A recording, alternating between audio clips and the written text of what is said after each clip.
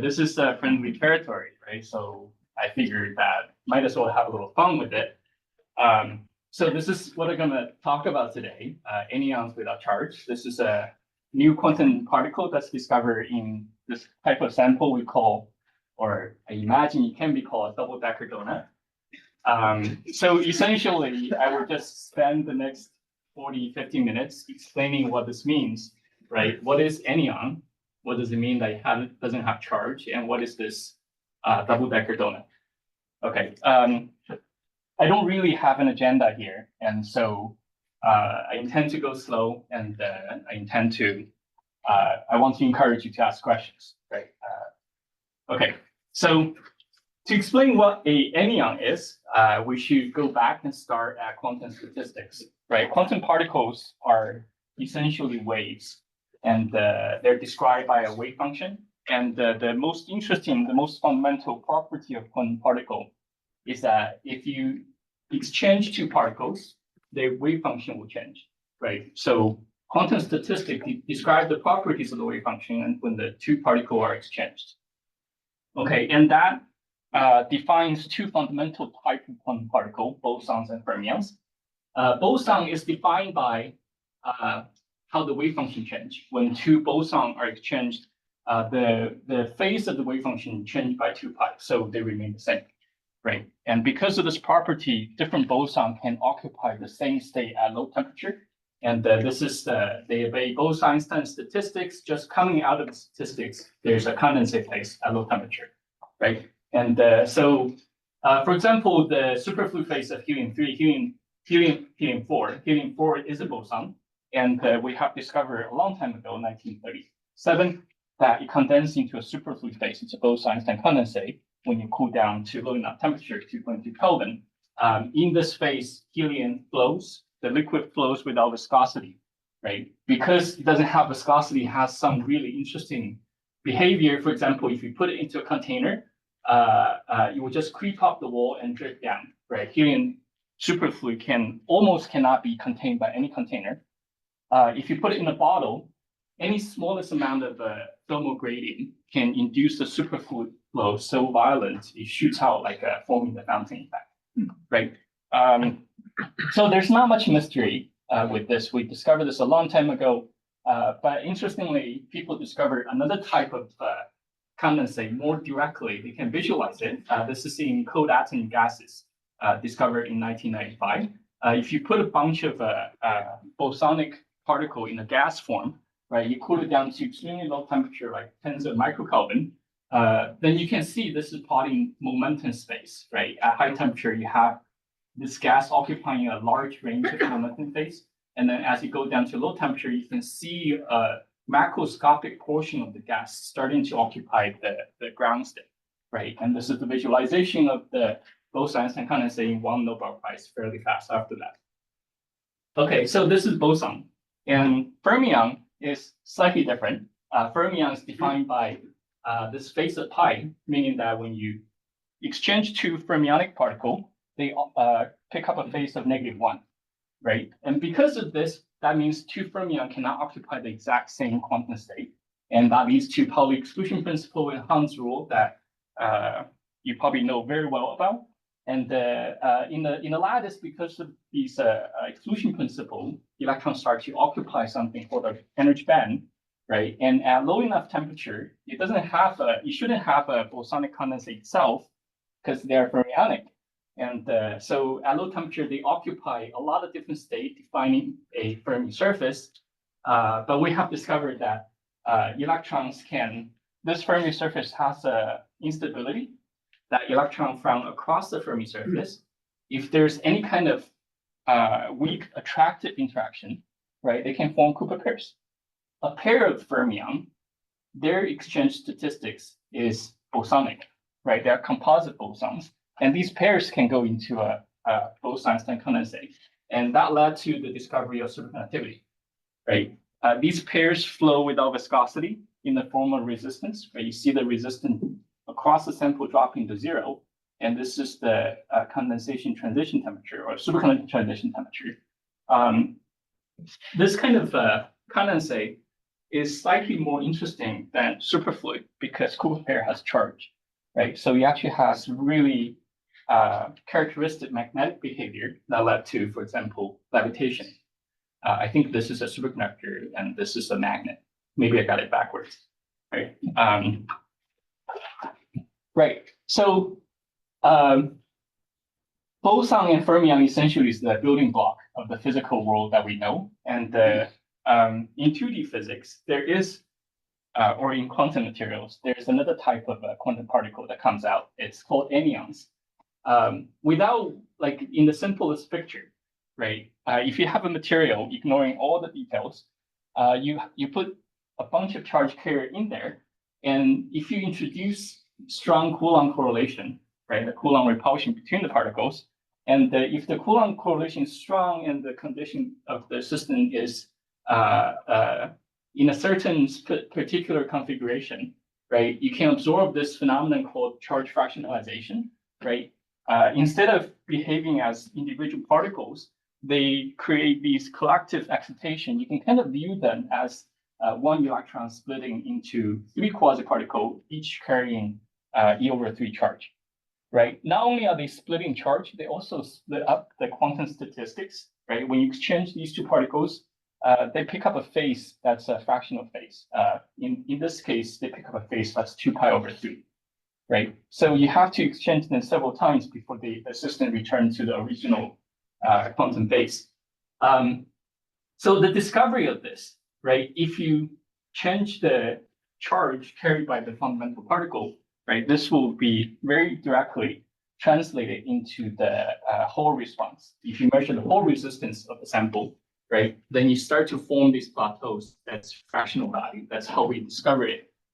First, when you measure the Hall resistance, you form a plateau that's 3 times the quantum of conductance, and then that essentially give us the initial identification that we have this kind of anyonic particle, right? So this is on its own not really news to us. We have seen this. People discovered this in the 80s, and we spent decades trying to understand how this works. But once you have anyonic particle, right, this creates a very interesting new way to encode information. If you exchange the 2 particles once, then the wave function pick up a phase that's fractional, right? So what describes the wave function, the property of the state, now encodes memory of its history, right? This essentially is the basis of the topological quantum computation proposal. And interestingly, if you exchange 2 particles twice, then essentially this is equivalent to moving 1 particle around the other particle. We call this braiding, right? There are lots of different anyons. Some of them allow you to do very exotic braiding operations, but I'll get to that. I'll maybe get to that a little bit later. Okay, so this is a brief introduction just to set up the stage for what I want to talk about today, right? What I want to talk about is identification and control of charge-neutral anyons that don't carry charge, right? And so essentially this falls into 3 parts. I will first talk about excitonic pairing and excitonic condensate. And then I'll talk about anyonic excitation, anyonic exciton that behave like anyons. And then lastly, I'll talk about more exotic quantum phase systematic. Okay. Any questions up to this point? All right. Great. So let's start with bosonic condensate in a solid state system, right? This is something that people have thought a long time about. The starting point is the 2-type condensate I already mentioned. There's a helium-4 condensation. You take a system that has lots of bosonic particles, you cool to low temperature, then you get a condensate, right? The other part is superconductivity. You start with a fermionic system, and the fermions pair, they create composite bosons. At low enough temperature, these composite bosons condense, right? So this led to people thinking, can we use this recipe to create something that's more controllable that also condense, right? So the idea is not new. It comes out of this paper, 1975, right? The title is Feasibility of Superfluidity of Paired Spatially Separated Electrons and Holes, right? So the idea is this, that if you look at a band structure of most materials, right, it has a conduction band and a valence band. If we start from a situation where the valence band is fully occupied, right, there's a band gap. If you excite an electron from the valence band to the conduction band, that gives you this configuration. This leaves an empty state in the valence band, right? This empty state essentially, effectively, acts like a positive charged particle, right? Like an anti-electron. And this electron and this anti-electron will have Coulomb attraction, right? And they could possibly form a particle called exciton. I think you guys probably are familiar with this because Yusan talked about this last time, okay? So the proposal is that if you have this exciton, then exciton can form a condensate phase at low temperature, right? And but this idea has a few fundamental flaws. Let me explain what the flaw is, and that's the thing we need to try to address, right? If you go back to the Bose-Einstein statistics, right, the bosonic condensate temperature, Tc, is proportional to the density to the 2 to the 3 power, right? Which means that if you want to observe the condensate, then you need to have high density, a large number of these particles occupying the same space. Which means that if you want to have large numbers, then first, you cannot have a really dispersive band, right? You want the density state of electron to be large near the bottom of the conduction band, and the density state of hole to be large near the top of the valence band. You need something that's more dispersive. And two, if you have a lot of these electron hole and they form excitons, right? Remember, this is a momentum space picture. In the real space, electron hole can be just right next to each other, right? So you have to figure out a way to prevent them from recombining. There's nothing that prevents the electron from jumping down to the valence band, and so the electron and hole can just meet up and annihilate, right? To maintain a large quantity of these particles, you have to figure out how to separate them, right? And most importantly, if you want to do some kind of transport measurement to see how this superfluid flow without viscosity, right, you need to be able to measure it. But in the material, if you form these particles are charge neutral, right? If you try to measure it, it will just behave like an insulator, right? So these are the three challenges. You need to have large number of excitons. You have to somehow figure out how to make them stable. And then you have to somehow figure out how to measure it, right? Interestingly, all of these can be addressed using a fairly straightforward solution. You put the electron holes in separate layers, right? You use some kind of two-dimensional system, charge one layer with electrons, charge the other layer with holes. If the two layers are close enough, then they can combine. But they have to stay far enough that they don't tunnel, right? Could be a happy spot. Once you have the system, you also solve the measurement issue, right? Right. So in this case, essentially, the band structure is this on one layer, like this on the other layer, right? You tune the Fermi surface of one layer into the conduction band, so it's electron charged. You tune the Fermi surface of the other layer to the valence band, so it's hole charged, right? Once you have this configuration, right, if electron and hole form this combined exciton, it will behave insulating if you try to flow current across two layers at the same time, right? Because when you flow current from left and right, hole want to go this way, but electron want to go the other way, right? So the only way for current to flow is to break the pair. But if you flow current this way, right, you flow current, we call this counterflow. You flow current left to right on the top layer and feed it right back to the bottom layer. In this case, the hole want to move to the left. The electron also want to move to the left, right? Once you have this charge separation, you can use counterflow to access the flow dynamics of a particle that's overall charge neutral, right? But it's charge non-neutral if you just look at each component. Okay, and the last thing we need to address is the issue about the band dispersion, right? You need the band to be flat enough to have large density of state.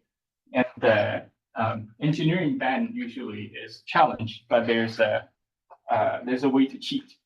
If you have 2D electrons, you apply a large magnetic field, you form lambda level. No matter what the band dispersion you start with, once you form lambda level, these are delta function-like structure, right? They don't have dispersion. So the kinetic energy is just totally quenched just by the formation of lambda level. Then you put your Fermi surface here, then you get electrons holes that almost doesn't have any dispersion, right? And the density of state is just determined by the magnetic field. Okay, right. So let me show you what the result look like, right? When you have this condensate phase and the transport signature of the condensate is quite unique. So the system, we have two layers, right? Electron in one layer, hole in the other layer, and we're doing counterflow measurement. The condensate is supposed to appear at this location, this white area, right? Just focus on this point for the time being.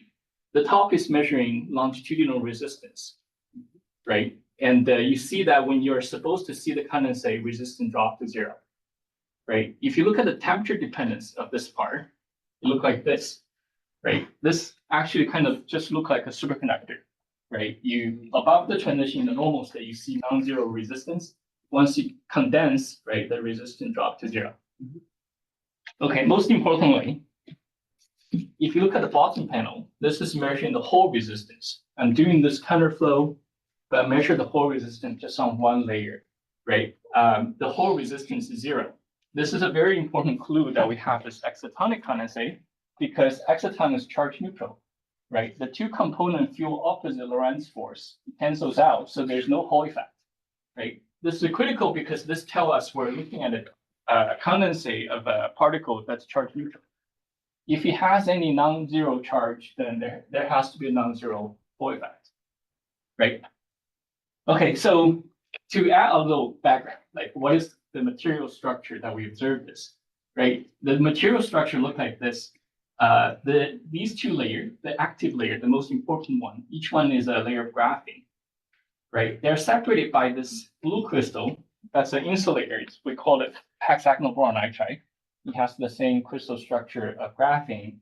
We can make it atomically flat, right? We want it to be roughly 3-4 nanometer so that the two are close enough that the Coulomb attraction can form excitons.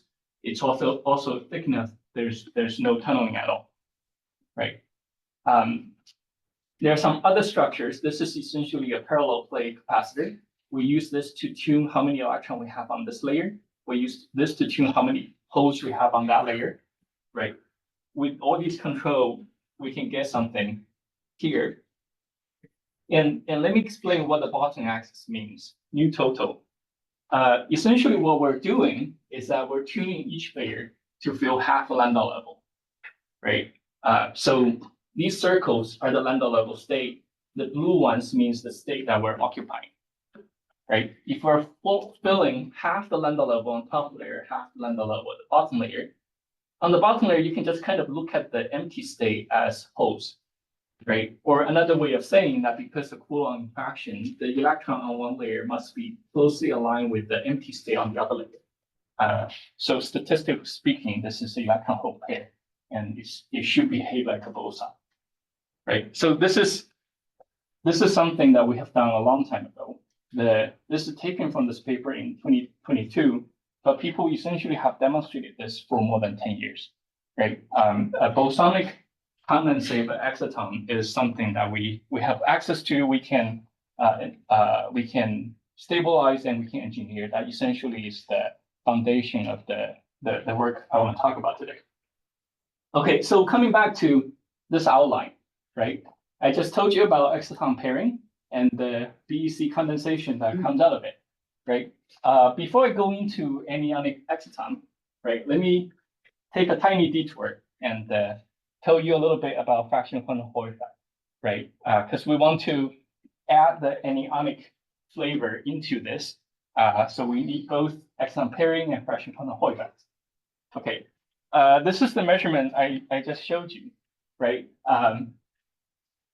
What people are doing here is that they take a sample, they change the magnetic field.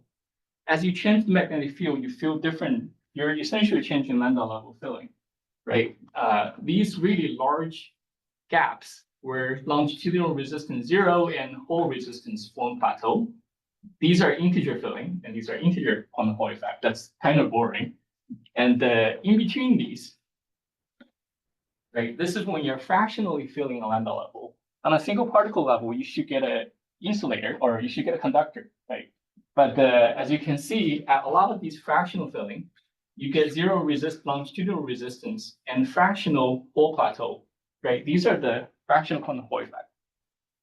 There's actually another way of measuring this that perhaps is more intuitive, right?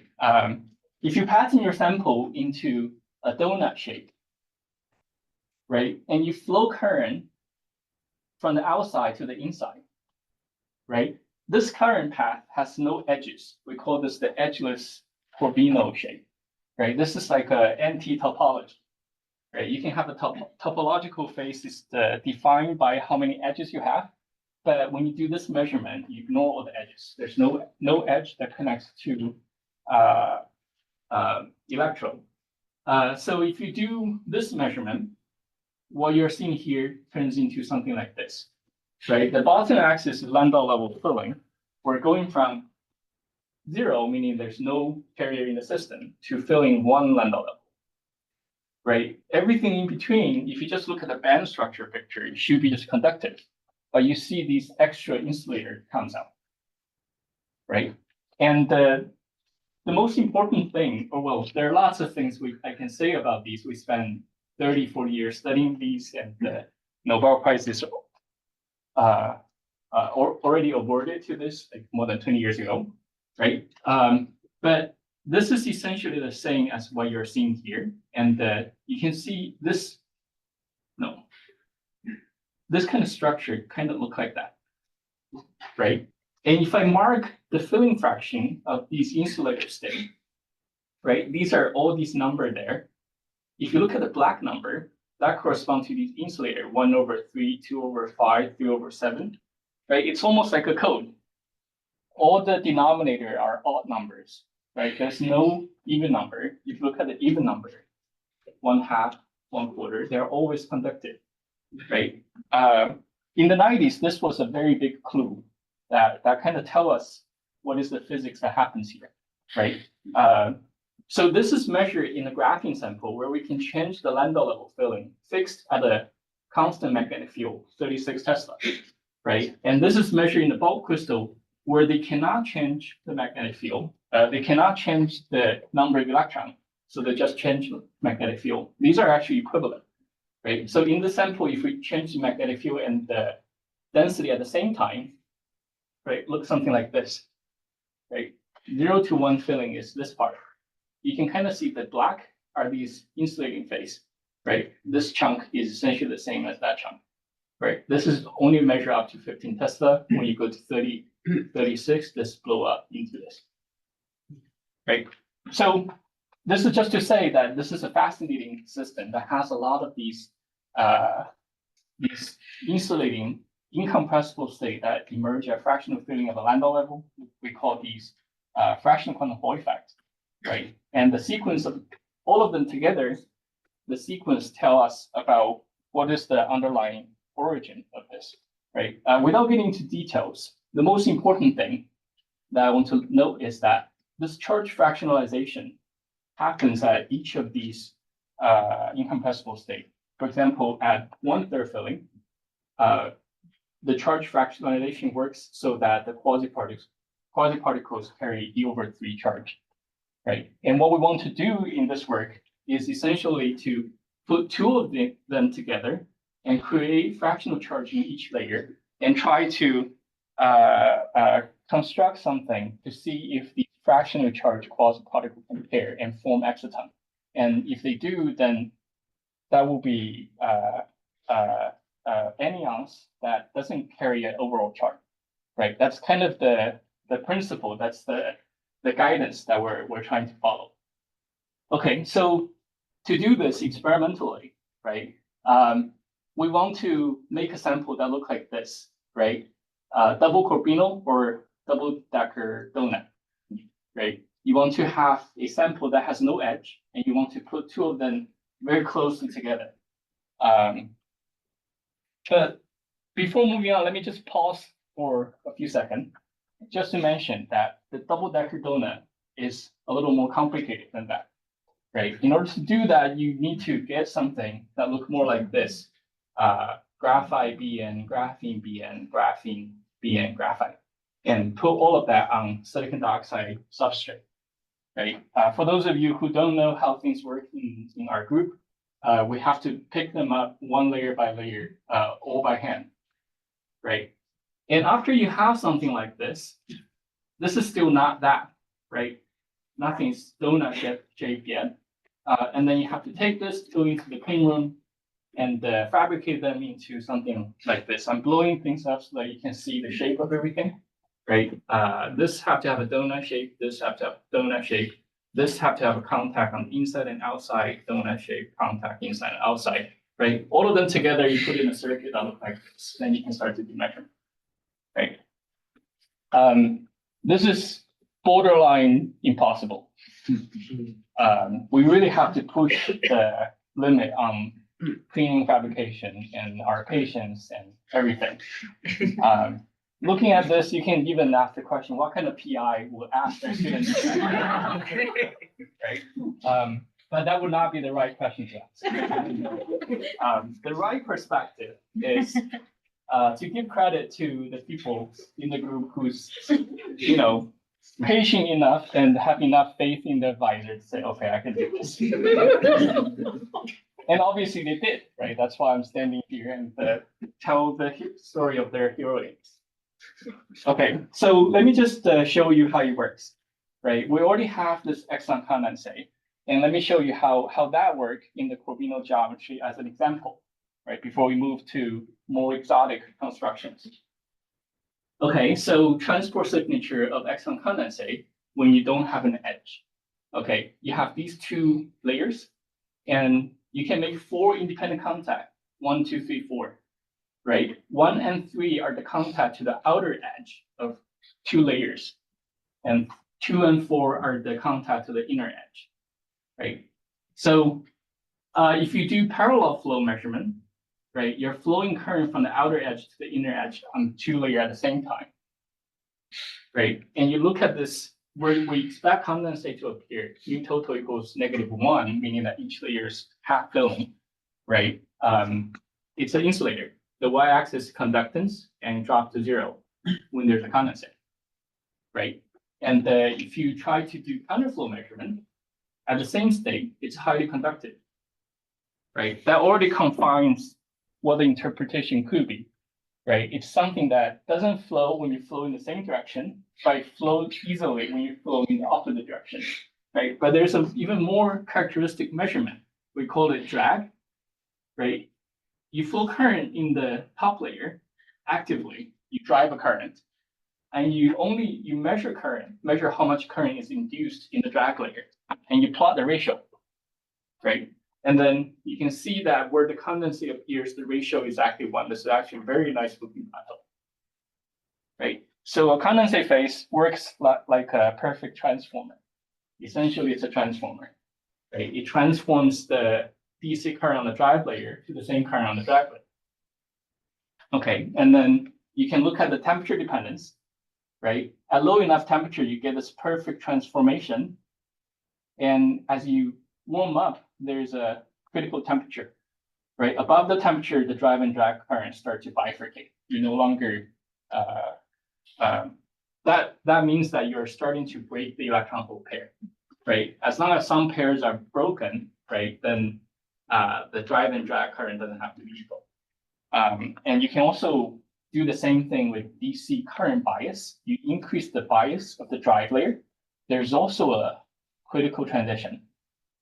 Below this, you get perfect, we call this the perfect drag, right? Above that, there's a fairly sharp transition, and the drag is no longer perfect, right? So this is the basis, right? With this kind of device geometry, And if you have some kind of excitonic phase, it should behave like this, right? This is a total filling equals 1.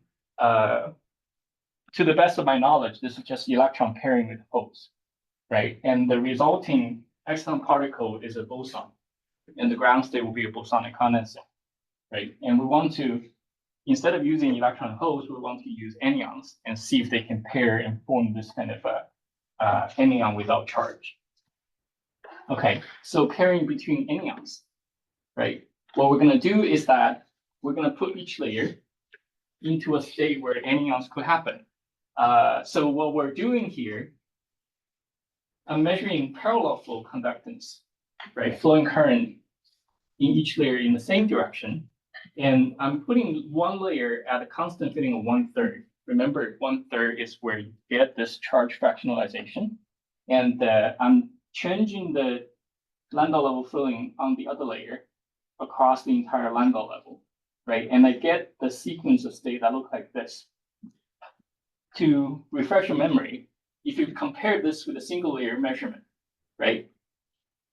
Here to there, 1/3 to 2/3, kind of looks similar to that, right? 1/3 filling, 2/5 filling, 3/7 filling, right? This sequence gives you a very strong, encodes the information of what the ground state is.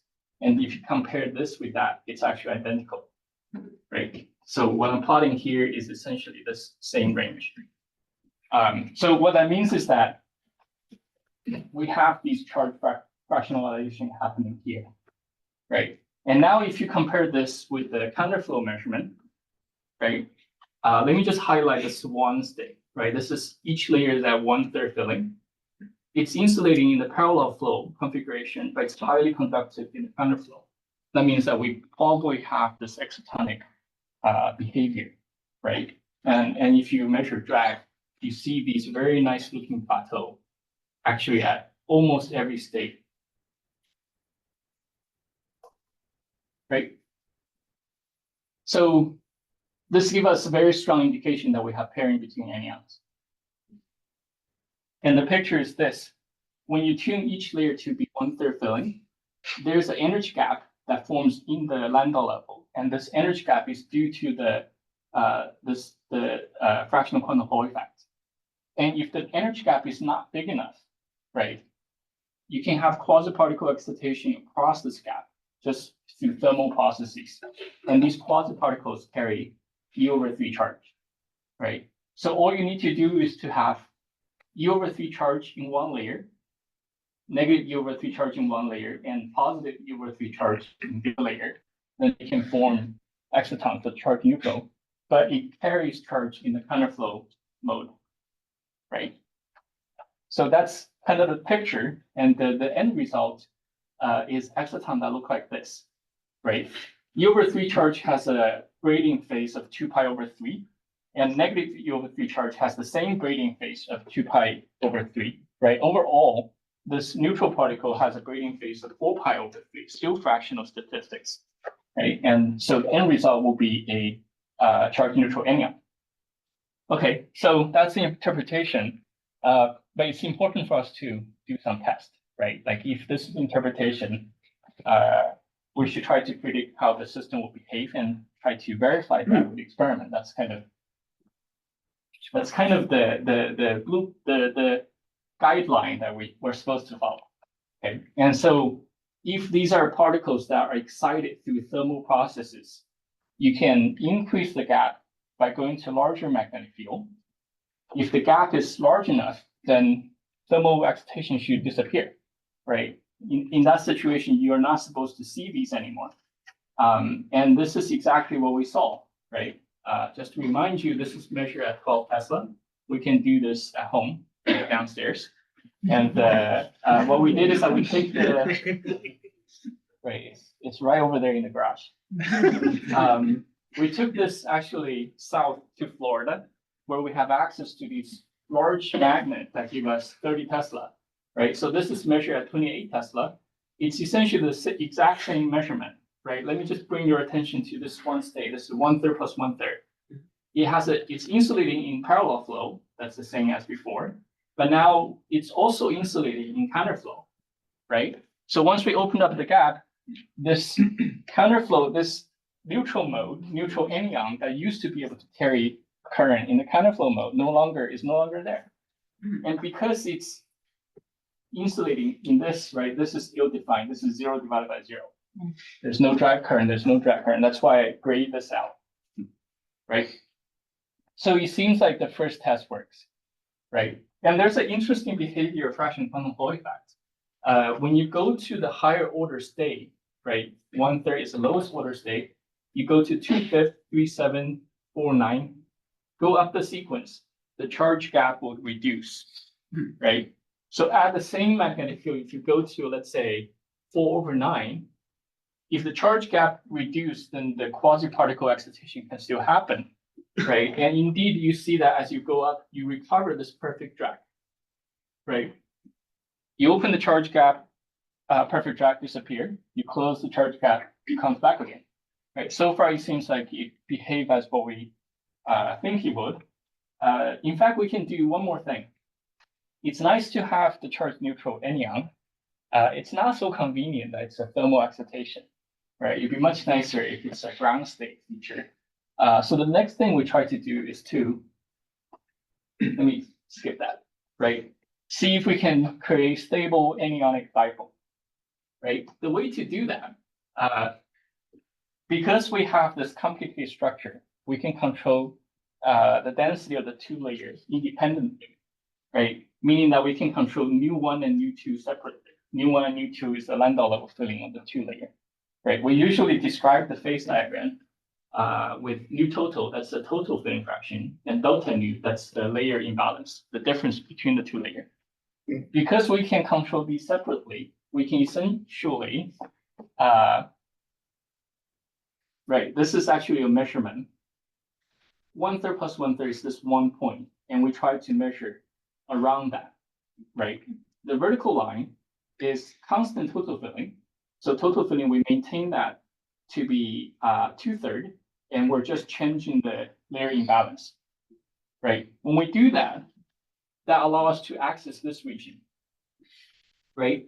If we change along this direction, we're essentially tuning this parameter delta, right? We're tuning one layer to be 1/3 plus delta, the other layer to be 1/3 minus delta, right? If you look at the diagram, what it means is that we're doping E/3 charging one layer, or negative E/3 charging one layer, and plus E/3 charging the opposite layer, right?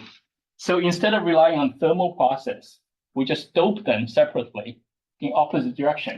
And these are stable charges, and they should be able to form excitons, right? So if you do the measurement along this direction, this is what it looks like, right? The bottom axis, delta nu, this entire line is measured at total filling 2/3. And if you look at this black curve, it has this range where it's completely insulating. That means that there's no free charge, right? Parallel flow cannot push anything. But there's this red region that the counterflow is already onsetting, right? This is when you're doping enough positive and negative quasi-particles, and they're forming excitons, right? And in this range, you can see that there's the perfect, very robust, perfect drag behavior. Right? This is a range we can create these stable anyons. And let me contrast this with this direction, right?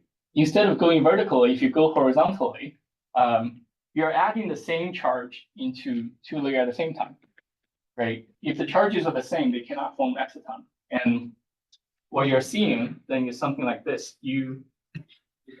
As you dope in the horizontal direction, parallel flow conductance become non-zero, but the counterflow conductance is essentially still zero, right? That's the opposite of the excitonic regime, where if you dope the same charge, then you don't form exciton, essentially, just the confirmation that this is what we expect it to work. Okay, so if we have stable anyons, right, stable anyons that are charge neutral, and we can control the density of these stable anyons, you actually introduce a very interesting, very intriguing questions, right? If you take a look back at the quantum statistics, at the beginning, we talked about bosons, fermions. Now we have neutral anyons. If you have a system of bosons, you have a ground state described by the Bose-Einstein condensation. If you have a stable system of fermions at low temperature, the Fermi surface could have instability, right? One of the instabilities is the superconductivity. You can have other type of instability, magnetic order, for example. Now that we have a stable system of anyons, right? What would be the anyonic ground state? This is actually an open question. In the past, there has been theoretical predictions or theoretical discussions talking about the possibility of anyonic superconductivity, right? But there has been no experiment whatsoever. And our discovery of the stable anyonic ground state kind of raised this question again, and that's going to be the direction we're going to go into. Try to measure the dissipation of the anyonic flow and see if we can see any superconducting phase. Oh, okay, great. I'm doing great on time. So before closing, let me just quickly mention that in this system, actually, there's a possibility that we can create non-abelian neutral anyons, right? Let me just highlight one state, right? In the system, there are lots of different states that comes out. This one is the electron hole exciton, right? It has a ground state. This is bosonic. It has a ground state that's BIQS condensate. And these blue arrows are pointing at the state where the ground state is some kind of neutral anion. And these anion we call abelian anion because when you exchange two particles, you pick up a phase that's fractional, right? But it's only a phase. And there's this one state that happens actually at even denominator filling, right? That's exotic. That's outside of the framework I just introduced, right? And the quasi-particles coming out of this has this very strange property.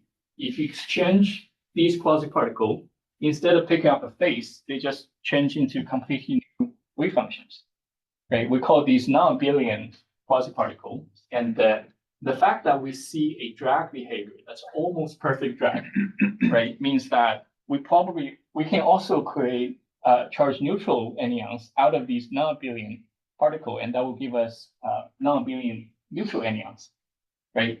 This is very preliminary. I don't really have anything more to say than we see this very interesting construction, and we are very motivated to do more about it, right? So let me just show you what the full phase diagram looks like, right? Now I'm plotting delta nu and nu total, but instead of focusing on this one state, this is the entire phase diagram, right? We kind of are scrapping the surface right now. There's lots of things that we haven't been able to like really go in and look, and that's kind of going to be what we're going to do next. But most importantly, I think this is essentially all I want to say and all the time I have to say it. Stay tuned.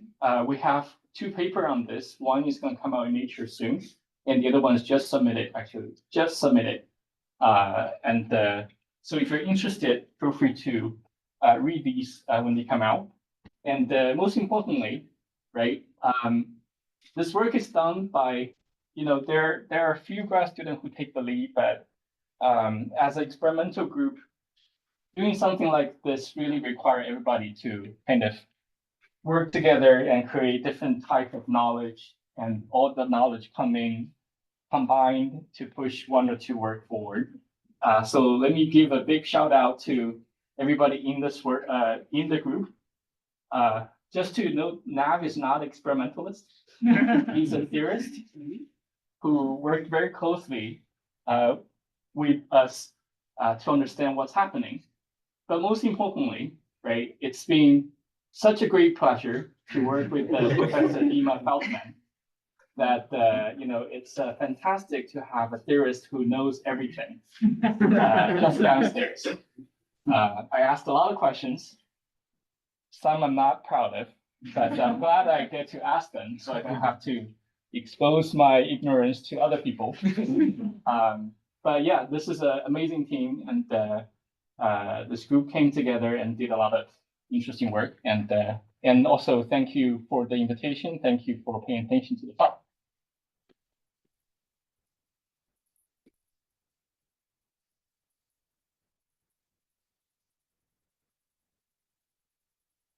So we have about 5 minutes for a couple questions if anyone wants to ask.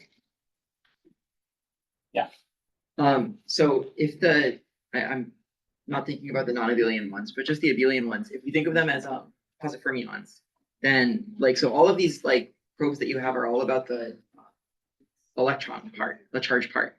And I know you're in a 16 Tesla field, but is there any way is there any probe that you have to study the flux quanta and how they're behaving in this?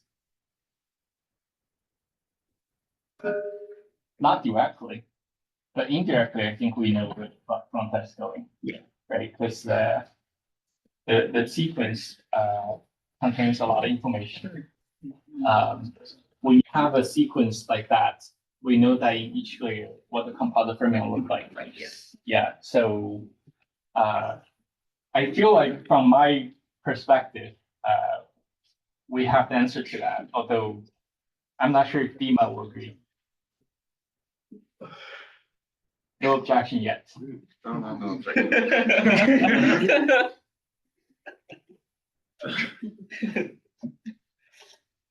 Leo, Yeah. have you looked into the signature in capacitance? You mean what kind of capacitance? Penetration field capacitance or polarizability? So let's say you have condensate. Yeah. What do you think the signature will be in capacitance? Right. So this is actually something that we're exactly looking to do right now. If you try to look at the penetration field capacitance, right, that will be a compressibility measurement. Essentially, that's probing the charge gap. It should be incompressible, right? If you look at polarizability, the polarization, it should be highly polarizable because the two layers are actually in a coherence. But as far as I know, this has not been measured. We're trying to work with Andrea Young to do this exact measurement. Yeah. But I should clarify, the polarizability has not been measured carefully because we already know it's a condensate.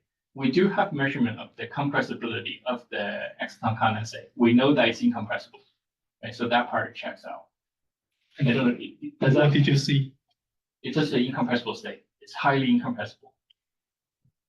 It's the same as the charge measurement, right? It's completely insulating in the parallel flow measurement. So if I translate it into negative capacitance, did you see negative capacitance? Oh no, yeah, it's negative capacitance shows up in a highly correlated metallic phase. If you transition out of this incompressible state, there is a sliver of negative compressibility, negative capacitance. That we do see. That we actually see everywhere. Yeah. Yeah, hi, Professor. Yeah, very amazing results. So I have a small question. So to stabilize this kind of condensate, you use maybe the spacer, the beam thickness about 3 nanometer. So this thickness is specially designed to, on one hand, to prevent this kind of tunneling, on the other hand, to stabilize.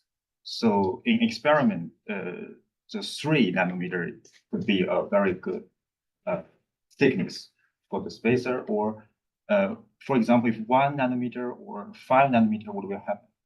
Right, so It 5 is nanometer, critical you for- see exactly the same thing. The spacer doesn't have to be there to stabilize the phase. This could be 0 and you still probably have the condensate.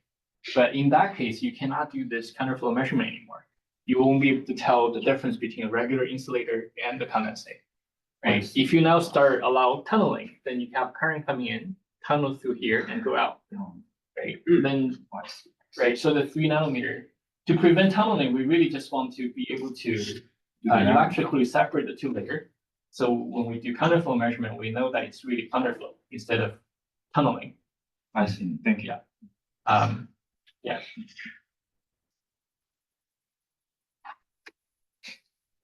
Can I ask one quick question? This is a pretty vague, broad. I don't know a whole lot about this, but I wanted to ask, does this framework of working with 2D materials or excitons maybe suggest any advantage towards the room temperature, superconductivity, anything that that maybe you're hoping for to see? Yeah, we're hoping to see room temperature superconductivity, although that's more of a material engineering question, right?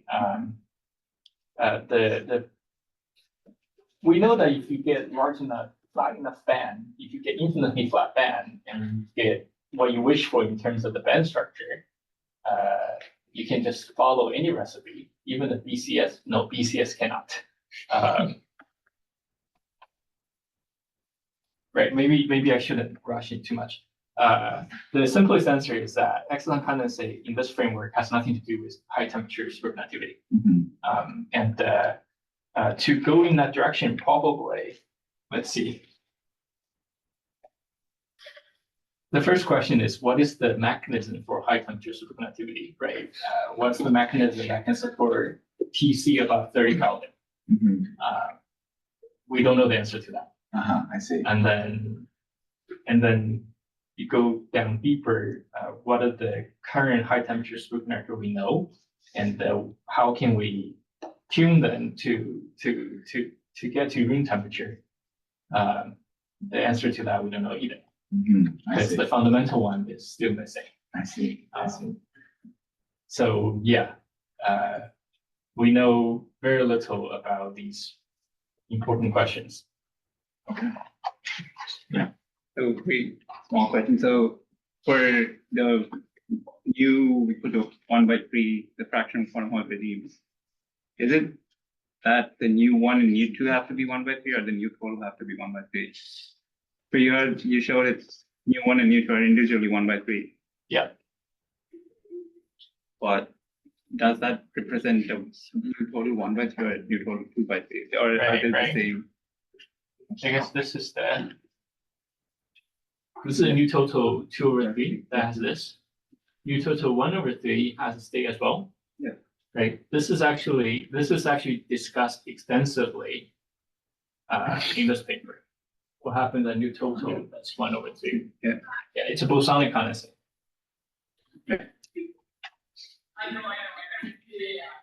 Any more questions? All right, if we could just thank Professor Lee one more time. Thank you.